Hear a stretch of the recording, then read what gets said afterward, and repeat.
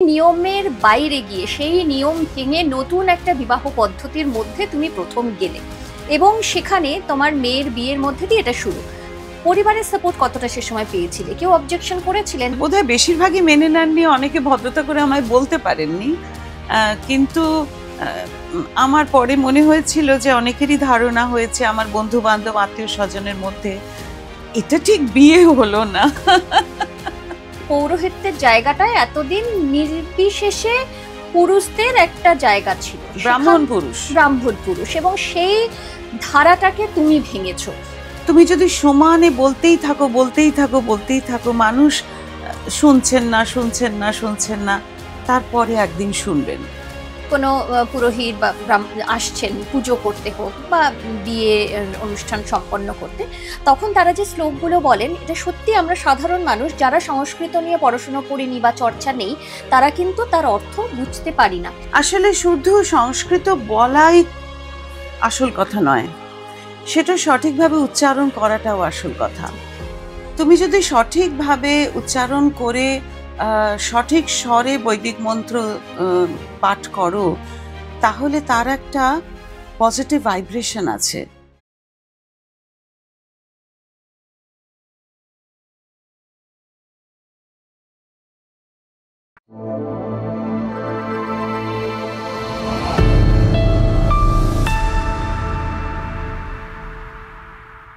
দেশকে এবং সমাজকে মুক্তমনা করে তুলতে হলে আমাদের প্রত্যেকের কিন্তু বেশ কিছু পদক্ষেপ নেওয়ার প্রয়োজনীয়তা রয়েছে। কি কি পদক্ষেপ আমরা নিতে পারি তা নিয়ে কিন্তু বিস্তর একটা আলোচনার প্রয়োজনীয়তা সবসময় থাকে। তবে সাধারণভাবে আমরা প্রত্যেকে যদি কয়েক পা এগিয়ে যাই, তাহলে কিন্তু তেমন ভারতবর্ষ আমরা খুব তাড়াতাড়ি দেখতে পাবো। এরকম একটা প্রেক্ষাপট আজকে কেন রাখছি বা এরকমভাবে কেন শুরু করলাম, সেটা খানিকক্ষণ বাদেই জানতে পারবেন। তবে ডেবি আনলিস্টের আজকের এই এপিসোডে আমরা কিন্তু আলোচনা করতে চলেছি সেরকমই একটি ভারতবর্ষ বা মুক্তমনা ভারতবর্ষের অগ্রগতি নিয়ে, এবং সেখানে একটি গুরুত্বপূর্ণ দায়িত্বে রয়েছেন বা দায়িত্ব নিয়েছেন ডক্টর নন্দিনী ভৌমিক, এবং নন্দিনীদি আজকে ডেবি আনলিস্টে আমার এবং আপনাদের অতিথি। স্বাগত জানাই তোমাকে। নমস্কার, কেমন আছো নন্দিনী? খুব ভালো আছি। যত কাজ আসছে, যত লড়াইয়ের পথ সুগম হচ্ছে, তত আরো বেশি ইন্সপায়ার্ড হচ্ছি। বুঝতে পারছি যে পথটা ভুল নির্বাচন হয়নি, আরো এগোতে হবে। একদম, লড়াইটা থাকলে মনে হয় যে রাস্তাটা একদম ঠিকঠাকই যাচ্ছে, কারণ লড়াই রয়েছে। অবশ্যই। আর নন্দিনীদির সঙ্গে এর আগে আমি অন্য একটা প্রোগ্রামে দুটো এপিসোড করেছি, আর সেখানে আমি বেশ কয়েকবার বলেওছি যে নন্দিনীদি এমন একজন পজিটিভ মানুষ যে আমি যখনই কথা বলি আমার বোধহয় সেদিন বাকি সপ্তাহ বাকি মাসের জন্য বেশ খানিকটা পজিটিভ ভাইবস নিয়ে আমি ফিরি। তো সেটা আমার পাওয়া এবং আমার ভীষণ ব্যক্তিগত ভালো লাগার জায়গা। তো সেখান থেকে তো তোমার সঙ্গে অনেক গল্প করবই, কারণ এই তোমার যে দল বা তোমার যে সংগঠন শুভমস্তু, সেটা নিয়ে কথা বলবো, তোমার জার্নি নিয়ে কথা বলবো, কারণ তোমার এই পথ চলা শুরু হয়েছিল, আমি যদি খুব ভুল না করি 15 বছর হয়ে গেছে, মোর দেন 15 years? একদম 15 বছর। 15 বছর আগে শুভমস্তু শুরু করেছিলেন, কিন্তু তার চিন্তা ভাবনা তার বেশ কয়েক বছর আগে থেকেই ছিল। তা ঠিক হয়নি, হঠাৎ করেই হয়েছিল। কিরকম বলো? 15 বছর আগে আমার মেয়ের বিয়ের ঠিক মাস কয়েক আগে ব্যাপারটা। এগুলো কি জানো তো, আমি একটা ডিভাইন ম্যাজিকে খুব বিশ্বাস করি। কখন যে তোমার কাছে কোন সুযোগটা এসে যাবে এবং সেই সুযোগ তুমি কিভাবে সদ্ব্যবহার করবে তুমি কিন্তু নিজেও জানো না। তখনই মনে হয় ওপর থেকে কেউ কলকাঠি নাড়ে। আমার মেয়ের বিয়ে ঠিক হয়ে গেছিল, তখনই তার মাস কয়েক আগে আমার কলেজের অধ্যাপিকা গৌরী ধর্মপাল, তিনি আমাকে আর আমার সহপাঠিনী রুমাকে রিকোয়েস্ট করেন যে আমার তৈরি করা একটি বিবাহ পদ্ধতি আছে সরলীকরণ করা, কাজটি অনেকদিন আমি করেছি, এখন আপাতত বন্ধ আছে, আবার কি শুরু করা যায়, তোমরা কি করতে পারবে? সত্যি কথা বলতে কি, শুধু মেয়ের বিয়ে দেব বলেই কাজটি তখন নিয়েছিলাম, কিন্তু তার জন্য কোনো ফার সাইটেডনেস আমার ছিল না। যে এটাকে যে এগিয়ে নিয়ে যেতে হবে, এটাকে যে একটা বিপ্লবের জায়গায় নিয়ে যেতে হবে, সেরকম কোনো চিন্তা ভাবনাই আমার মাথায় ছিল না। হুম হুম। এই দিয়ে শুরু, শুরু দুম করে। করে শুরু। কিন্তু ধরো যেটা পিতৃতান্ত্রিক রীতিনীতি বলে বিয়ের, যে রীতিনীতিতে বা নিয়ম মেনে হয়, এখনো হচ্ছে অনেক জায়গায়, সেই নিয়মের বাইরে গিয়ে সেই নিয়ম ভেঙে নতুন একটা বিবাহ পদ্ধতির মধ্যে তুমি প্রথম গেলে, এবং সেখানে তোমার মেয়ের বিয়ের মধ্যে দিয়ে এটা শুরু। পরিবারের সাপোর্ট কতটা সে সময় পেয়েছিলে? কেউ অবজেকশন করেছিলেন না? হ্যাঁ হ্যাঁ, অবশ্যই। সেটা সেটা বলো। এটাকে তো বিয়ে বলে অনেকেই মেনেই নেননি। ইনফ্যাক্ট বোধহয় বেশিরভাগই মেনে নেননি, অনেকে ভদ্রতা করে আমায় বলতে পারেননি। কিন্তু আমার পরে মনে হয়েছিল যে অনেকেরই ধারণা হয়েছে আমার বন্ধু বান্ধব আত্মীয় স্বজনের মধ্যে, এটা ঠিক বিয়ে হলো না। আহ, তো যাই হোক, ঠিক আছে, তাতে আমাদের অসুবিধে ছিল না, কারণ আমার কোর ফ্যামিলি এটাতে রাজি ছিলেন। এবং গৌরীদি এবং দাদা, গৌরীদির স্বামী গৌতম ধর্মপাল, তাঁরা দুজনে উপস্থিত ছিলেন। তাদের সামনেই আমরা এটা পারফর্ম করেছি। তখন আমি থিয়েটারের মেয়ে, আমি যেটাই করি আমার কাছে পারফরমেন্স বলে আমি মনে করি, হুম। এবং যথেষ্ট রিহার্সাল দিয়ে পাঠ মুখস্থ না করে আমি স্টেজে নামি না। সেই ডিসিপ্লিনটা এখনো আমি মেনটেন করি। এই যে আজকে এসেছি, আজকেও কিন্তু আমি মেন্টাল প্রিপারেশন নিয়ে এসেছি, কি কি বলবো। একদম, আর সেটা নিয়ে খানিকটা কথা তোমার হোমওয়ার্ক, সঙ্গে হয়ে হচ্ছে নিশ্চয়ই আমার। হোমওয়ার্ক না হলে করি না। হ্যাঁ। এইটুকুই বলতে পারি যে ওই যে মেয়ের বিয়ে দিয়ে কাজটি শুরু হলো, তখন কিন্তু জার্নিটা ছিল না। জার্নিটা শুরু হলো তার অনেক পরে, যখন মনে মনে ভাবতে লাগলাম যে এইটা অবলম্বন করে আমার ভেতরে যে বক্তব্যগুলো আছে, সমাজ পরিবর্তনের যে কথাগুলো সবসময় আমি মনে মনে ভাবি। আমি অত্যন্ত স্পিরিচুয়াল মাইন্ডেড, ঈশ্বর বিশ্বাসী, কিন্তু ঠাকুর ঠাকুর করতে পারি না। এটা আমার একটা সমস্যা। তো সেইভাবে এই প্রাচীন, অতি প্রাচীন যে স্ক্রিপচার্স আমাদের সংস্কৃত সাহিত্যে রয়েছে, তারা যে কি অসম্ভব ভালো কথাগুলো তারা ঋষিরা বলে গেছেন, সেইগুলো যদি আমরা ভালো করে বুঝিয়ে না বলতে পারি আমজনতার কাছে, তারা তো ক্রমশ পৌরোহিত্যের প্রতি তাদের ইন্টারেস্ট হারিয়ে ফেলছেন। এবং সেটা দায়িত্ব পুরোহিতের। এই মার্গদর্শন কিন্তু গৌরীদি করে দিয়েছিলেন। তারপরের কাজটা সম্পূর্ণ আমার নিজের হাতে বানানো। একদম, সেই গল্প তো শুনবো। কিন্তু ধরো যে পদ্ধতি বা যে রীতিনীতির মধ্যে দিয়ে সমাজ ব্যবস্থা চলে আসছে, যে পুরোহিত মানেই তিনি পুরুষ হবেন এবং পৌরোহিত্য করবেন, বিয়ে বলো পুজো বলো, সমস্ত এই পৌরোহিত্যের জায়গাটায় এতদিন নির্বিশেষে পুরুষদের একটা জায়গা ছিল, ব্রাহ্মণ পুরুষ। ব্রাহ্মণ পুরুষ, এবং সেই ধারাটাকে তুমি ভেঙেছো। তো এই ভাঙাটা কতটা ডিফিকাল্ট ছিল, মানে অ্যাকসেপ্টেন্স? হ্যাঁ, অবশ্যই ডিফিকাল্ট ছিল। কিন্তু কি জানো তো, তুমি যদি সমানে বলতেই থাকো বলতেই থাকো বলতেই থাকো, মানুষ শুনছেন না শুনছেন না শুনছেন না, তারপরে একদিন শুনবেন। শুনে প্রথমে শুনবেন, তারপরে সেইটা মগজে ঢুকতে আরো কিছুদিন সময় লাগবে, আত্মস্থ করতে অনেক দিন আরো কিছুদিন সময় লাগবে, সেটা ইমপ্লিমেন্ট করতে আরো কিছুদিন সময় লাগবে। একবার ইমপ্লিমেন্টেড হয়ে গেলে সেই মানুষটাই কিন্তু আমাদের এই বিপ্লবের সাথী। এবার সে বলতে থাকবে যে ওরা যেটা বলছেন সেটা শোনো, একদম ঠিক কথা, এই যুগে এটাই করা উচিত। কারণ কিছু তো ভুল করছি না ভাই। দেখো, একটা অন্ধকারময় যুগ ছিল আমাদের সমাজে, আমাদের দেশে, যে সময় নারী শিক্ষা বন্ধ হয়ে গেল, যে সময় জাতি প্রথা সাংঘাতিকভাবে সমাজটাকে নিয়ন্ত্রণ করত। ব্রাহ্মণরাই পড়াশোনার কথা বলবেন, ব্রাহ্মণরাই শেষ কথা বলবেন। এইটা যখন হয়ে গেল, তখন খুব স্বাভাবিকভাবে ব্রাহ্মণরা সমস্ত পূজার আচার অনুষ্ঠানকে অতিরিক্ত জটিল করে ফেললেন। সেটা আমজনতার থেকে অনেকটা দূরে সরে গেল, তারা কিছু বুঝতে পারল না। এবং একটা ভাবধারা প্রচলন হয়ে গেল যে তুমি যেটা বুঝতে পারছো না সেটা তার মানে খুব শক্ত, তার মানে সেটা খুব ডিভাইন, সেটার মধ্যে আধ্যাত্মিকতা, সেটার মধ্যে একটা পুণ্যের গল্প আছে, যেটা আমি খুব সাধারণ মানুষ হয়ে তার কাছে পৌঁছতে পারছি না। সুতরাং যেটা আমি বুঝতে পারছি না সেটাকে আমি বোধহয় একটু বেশি সম্মান দিচ্ছি। ঠিক। এটা আমি ধরে নিচ্ছি যে এটা আমার বোঝার কথা নয়। তা নয়, এটা সবার বোঝার কথা। একটু ভালো করে সহজ সরলীকরণ করে বুঝিয়ে দিলে সবাই বুঝতে পারবে। বোঝাতে হবে ভাই, বোঝানোর দায়িত্বটা পুরোহিতের। এবং তাহলে তো পুরোহিতকে প্রচুর পড়াশোনা করতে হবে, তাকে নিজেকে আগে বুঝতে হবে, তবে না সে বোঝাবে। এই এখানেই একটা সূক্ষ্ম পার্থক্য বা সূক্ষ্ম ফারাক কোথাও রয়ে গেছে, এবং সেটা এখনো বেশ কিছু জায়গায় রয়ে গেছে। হয়তো আমরা আশা করতে পারি যে ক্রমশ বা আস্তে আস্তে এটা হয়তো পরিবর্তনের দিকে এগোবে। কিন্তু এই যে ধরো তুমি সংস্কৃত অধ্যাপনা করছো বা নাটক বা থিয়েটারের সঙ্গে তুমি দীর্ঘদিন ধরে যুক্ত, এবং তারপর এমন একটা পথ চলা শুরু করলে যেখানে তোমার সবগুলো কাজ একসঙ্গে এসে গেছে, একদম তাই না?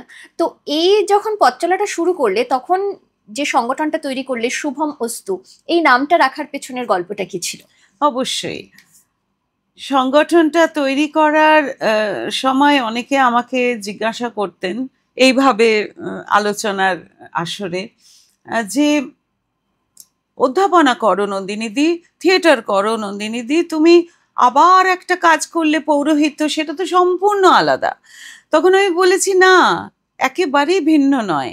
এই সংস্কৃত সাহিত্য সাধনার সাথে থিয়েটারের সাধনা, এই দুটো যখন অঙ্গাঙ্গিভাবে যুক্ত হয়ে যাবে তখনই পৌরোহিত্যের কাজটা সব থেকে বেশি ভালো করে আমি করতে পারবো।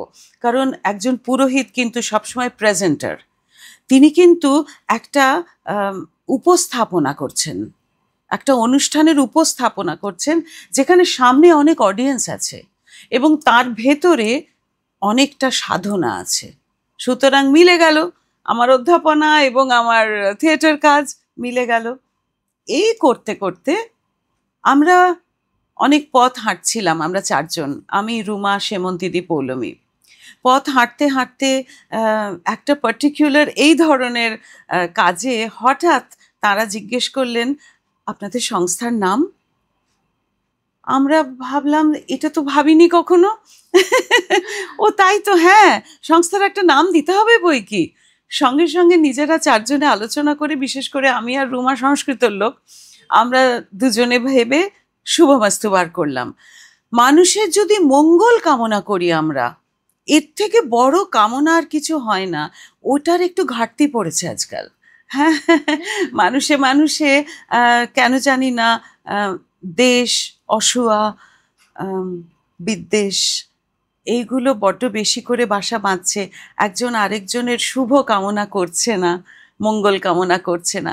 শুভবস্তু মানুষের শুধু ভালো চায়, আর কিচ্ছু না, সবাই ভালো থাকুক, তাহলেই বৃহত্তর সমাজ ভালো থাকবে, আমার মাটি মা ভালো থাকবে, আমার দেশ মা ভালো থাকবে। একদম, সবার মঙ্গল কামনায় একটাই নাম, শুভমাস্তু।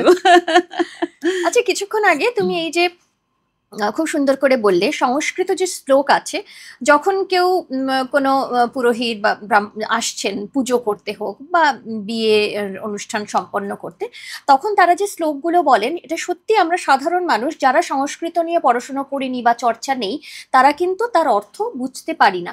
তো সেখানেই মনে হয় যে তিনি যেটা বলছেন, মানে এটা যখন মানে এমন একটা পর্যায়ে পৌঁছে গেছে যে এটা ওই ডিভাইনের সঙ্গে কোথাও কানেক্ট করছে, শেষ কথা, এটাই শেষ কথা। আমি না তোমার কাছ থেকে খুব ইচ্ছে এরকম কিছুটা সংস্কৃত শ্লোক এবং তার অর্থ সেটা শোনার, আমার সামনাসামনি সেটা শোনা হয়নি, প্লিজ একটু শোনাবে? নিশ্চয়ই শোনাবো। চলো। আসলে শুধু সংস্কৃত বলাই আসল কথা নয়, সেটা সঠিকভাবে উচ্চারণ করাটাও আসল কথা। তুমি যদি সঠিকভাবে উচ্চারণ করে সঠিক স্বরে বৈদিক মন্ত্র পাঠ করো, তাহলে তার একটা পজিটিভ ভাইব্রেশন আছে, যে ভাইব্রেশনটা শুভমস্তুর প্রতিটি অনুষ্ঠানে মানুষ উপলব্ধি করেন। কেন মানুষ এরকম মেসমারাইজড হয়ে যাচ্ছেন, তার কারণ সেইটা। আমরা সবাই মিলে একসাথে কোরাস চান্টিং করি, সেটা খুব ভালো লাগে। এখন একটুখানি ছোট্ট করে চান্টিংয়ে যাব। হুম। তৈত্তিরীয় ব্রাহ্মণ কৃষ্ণ যজুর্বেদ থেকে ভারী সুন্দর অমৃতের কথা বলা আছে। আমাদের সকলের মধ্যে অমৃতত্ব আছে ভাই। আমাদের সর্বদেহে তার অস্তিত্ব রয়েছে, এবং সমস্ত প্রকৃতি জগৎ, তার মধ্যে যে অমৃতত্ব আছে তার ছোঁয়াও আমার শরীরের মধ্যে আছে। আমার বুকের ভেতরে সেই অমৃত বাস করেন। সেই অমৃতের সন্ধান যদি আমরা একটু করতে পারি, তাহলে কিন্তু মানুষের জীবনধারাটাই বদলে যায়। সত্যি মানুষ ভালো থাকবে, পরস্পরকে ভালোবাসতে পারবে, আর কেউ কাউকে হিংসা করবে না। সেইটা একটু বলি। ওম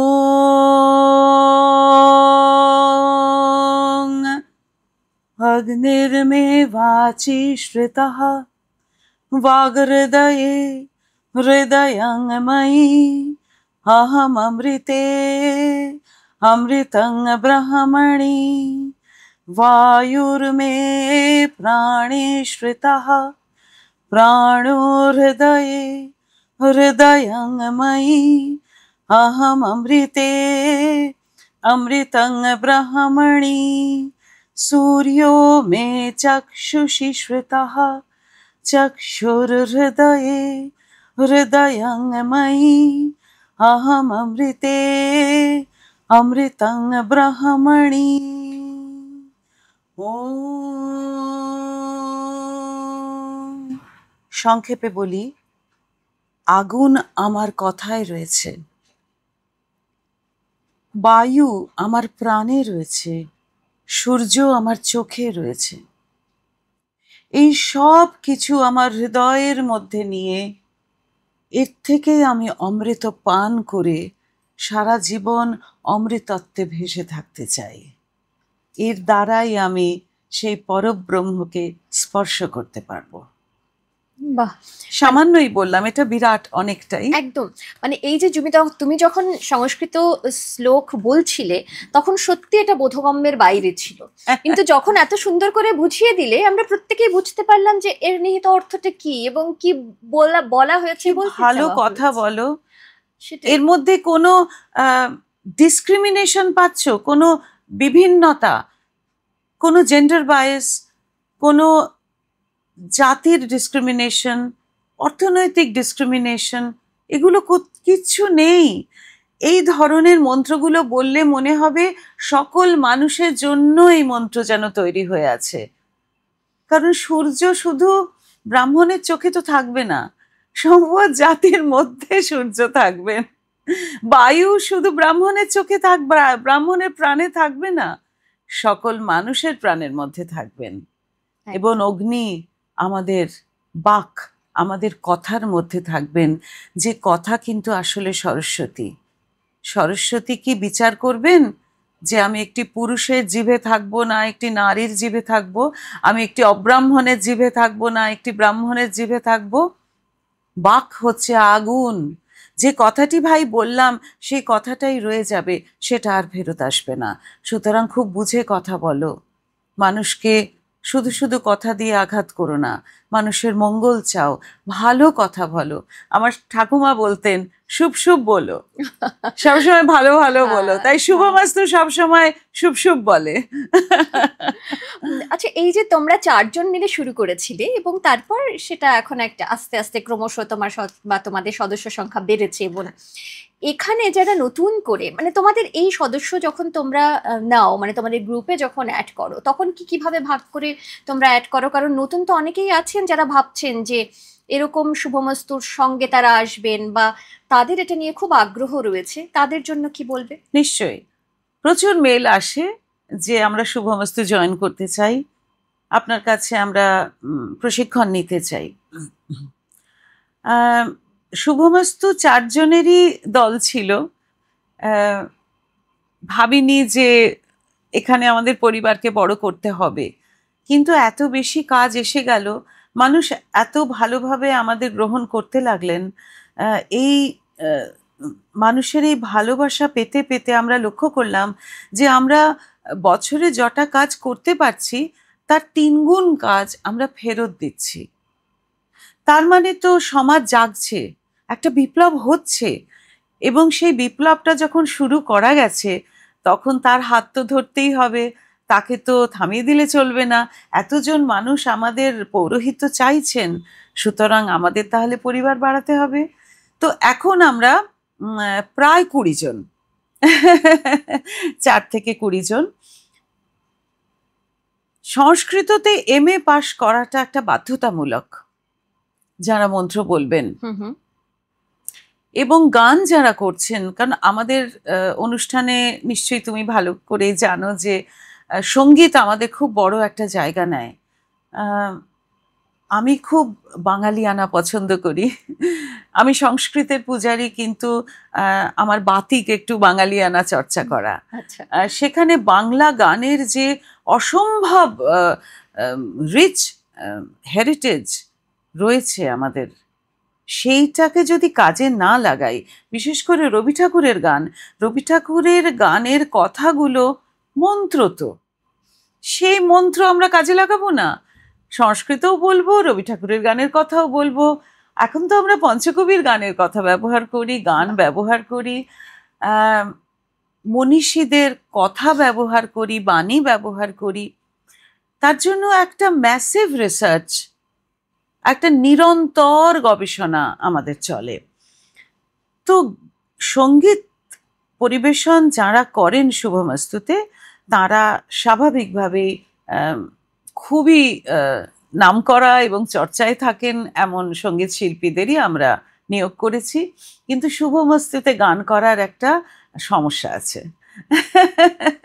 তুমি ঢুকবে গায়িকা হয়ে, তুমি বেরোবে পুরোহিত হয়ে। কারণ আমরা বিশ্বাস করি যে সংস্কৃত চান্টিং, ভেদিক চান্টিং যদি সমস্বরে করা যায় তাহলে তার রিচ মারাত্মক হয়। সুতরাং আমাদের গানের মেয়েরা সবাই আস্তে আস্তে চান্টিং শিখে নিচ্ছে। তাদের তো এটা শিখতেই হবে, তাদের বাংলাটাও শিখতে হবে বলা, ইংলিশটাও শিখতে হবে বলা। কিছু কিছু জায়গায় আমাদের হিন্দি স্ক্রিপ্ট যায়, সেখানে হিন্দিটাও শিখতে হবে। এবং এই সব কিছুতে আমাদের সঙ্গীতের মেয়েরা ভীষণভাবে আমাদের সহায়তা করছেন। আর যারা সংস্কৃতের মেয়ে, তাদের তো খুব চাপ। তাদের তো আমি খুব চাপে রাখি, তাদের প্রচুর পড়াশোনা করতে হয় করতে হয়। নিরন্তর। একদম। এই বাঁধনটা কি করে করো? মানে সংস্কৃত শ্লোক, তার সঙ্গে গানের একটা বাঁধন, মানে সে একটা বাঁধন তৈরি করতে হয় না, যাতে মনে হয় যে পুরো এক সুতোয় গেঁথে আছে। এই বাঁধনটা কিভাবে করো? সেটা বোধহয় আমার থিয়েটার করা, থিয়েটারের যাপন আমাকে এটা শিখিয়েছে। শুভমস্তুর লেখার দায়িত্বে আমি থাকি। মনের মধ্যে একটা ছক কষে নিই প্রথমে, যে মানুষকে কখনো বোর করা যাবে না। মানুষের আগ্রহ এবং মনোযোগ যেন কিছুতেই আমাদের কাছ থেকে না সরে যায়, এটা হচ্ছে প্রাথমিক কাজ। কারণ ছোটবেলা থেকে দেখেছি কোনো পৌরোহিত্য কর্মে যখন সবাই একসাথে আসেন কোনো অনুষ্ঠান বাড়িতে, তখন সবার একটা ধারণা হয় যে ওই অঞ্জলি দেবার সময় ঠাকুরমশাই ডেকে নেবেন, বা হোমটা কখন হবে। হ্যাঁ, তাহলে বিয়ের বাড়িতে দেখা যায় শুভদৃষ্টি মালাবদলটা খুব প্রয়োজনীয়, সিঁদুর পরাটা কখন হবে, বা বরের চারদিকে মেয়ে যখন ঘুরবে সেটা খুব ইম্পর্টেন্ট। কোনটা যে ইম্পর্টেন্ট আর কোনটা যে ইম্পর্টেন্ট নয়, সেটা আম জনতা নিজের মতন করে বুঝে নিয়েছে, কারণ তারা যেটা বুঝতে পারে না সেটা তাদের কাছে আনইম্পর্টেন্ট। কিন্তু শুভমস্তুর দায়িত্ব প্রত্যেকটা জিনিস যে কত গুরুত্বপূর্ণ সেটা মানুষের মনের মধ্যে ঢুকিয়ে দেওয়া। সেই জন্যে এমনভাবে আমাকে স্ক্রিপ্ট লিখতে হয় যাতে মনোযোগ মানুষের অটল থাকে। মাঝে মাঝে তো নিঃশ্বাস বন্ধ হয়ে যায় যখন কাজ শেষ হয়ে যায়, বিশেষ করে শ্রাদ্ধ বা বাৎসরিক, পারলৌকিক বা বাৎসরিক কাজ যখন সমাপন করি আমরা, চুপ করে মানুষ বসে থাকেন, চোখ দিয়ে অবিরত অশ্রুধারা। সেটা বিয়ের ক্ষেত্রেও আমরা দেখেছি, যখন বিয়েটা কমপ্লিট হয়ে যাচ্ছে, যারা খুব মন দিয়ে শুনেছেন তাদের চোখে জল থাকে। এই যে একটা উত্তরণের কথা আমাদের প্রাচীন সাহিত্য সব সময় বলে রেখেছে, এবং তার ভাবধারা নিয়ে আমাদের কবিরা গান লিখে গেছেন, সুরারোপ করে গেছেন। এর মেলবন্ধনটা ঘটিয়ে সেটাকে উপস্থাপনা করাটাই আমার একমাত্র কাজ। 24/7, 365 days. একদম I never stop. একদম তাই।